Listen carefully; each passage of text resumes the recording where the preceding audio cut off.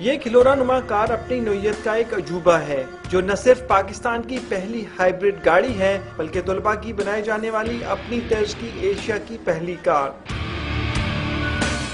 Colonel اخلاق خٹک کی قیادت میں EMA کالج کے 10 نوجوانوں نے قلیل وقت اور انتہائی محدود وسائل میں انجینئرنگ کی ڈگری کے آخری پروجیکٹ کے طور پر یہ گاڑی بنانے کا فیصلہ کیا۔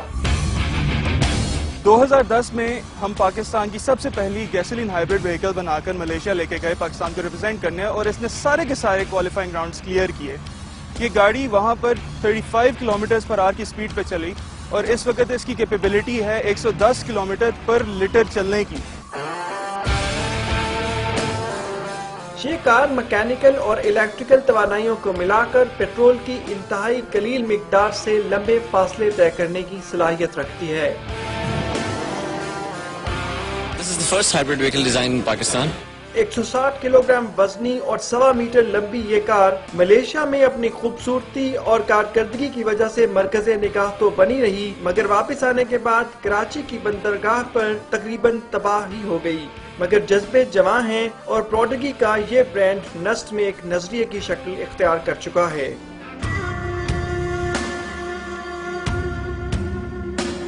دو پروٹوٹائپس، ایک پروڈیجی کا نیکسٹ ورژن دیورم 2 پریپیئر کر رہے ہیں، اور ہم امید کرتے ہیں گورنمنٹ اور پرائیویٹ سیکٹر میں ٹیکنالوجیکلی بھی اور مالی طور پہ بھی فنڈ کرے۔ ہائیبرڈ ٹیکنالوجی کو پاکستان میں چند ہی لوگ جانتے ہیں، لیکن اس کے نام دیورم کی تاریخ سے شاید ہی کوئی واقف ہو۔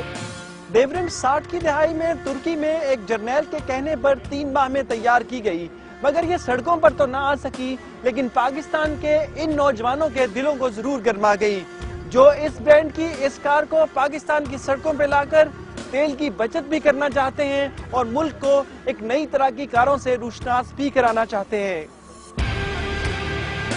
ترکی میں دیورم کے 2 پروٹوٹائپ بنائے گئے، مگر گاڑیاں بنانے والی غیر ملکی کمپنیوں کی لابی کی مضبوطی کی وجہ سے دیورم صنعتی بنیادوں پر تیار ہو کر ترکی کی سڑکوں پر نہ آ سکی۔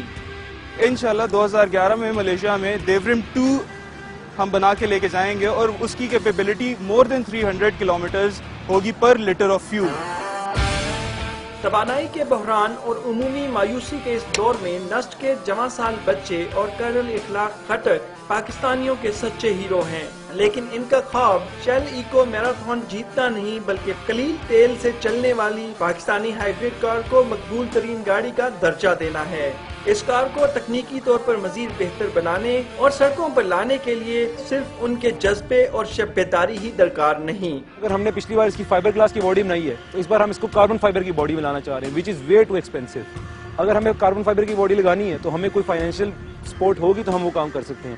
اسی طرح سپر کیپیسٹرز ہم امپروو کرنا چاہ رہے ہیں، موٹرز ہم تھریشولڈ وولٹیج بہت زیادہ لیتی ہیں، وہ امپروومنٹ چاہ رہے ہیں اس میں ہو جائے۔ پاکستان نہ صرف ہر سال لاکھوں پیٹرول اور گیس پر چلنے والی گاڑیاں درآمد کرتا ہے بلکہ اربوں ڈالر دوسرے ممالک سے پیٹرول خریدنے میں بھی خرچ کیے جاتے ہیں۔ آئندہ برسوں میں CNG کی متوقع کمی کے باعث دیورم 2 ایسی ہائیبرڈ کاریں بنانا پاکستان کی معیشت، وقار اور ماحول سب کے لیے فائدے کا سودا ہوگا۔ پروگرام آج کا عمران خان کے ساتھ کے لیے نبید احمد، کیمرامین شبیر احمد کے ہمراہ، جیو نیوز، راولپنڈی۔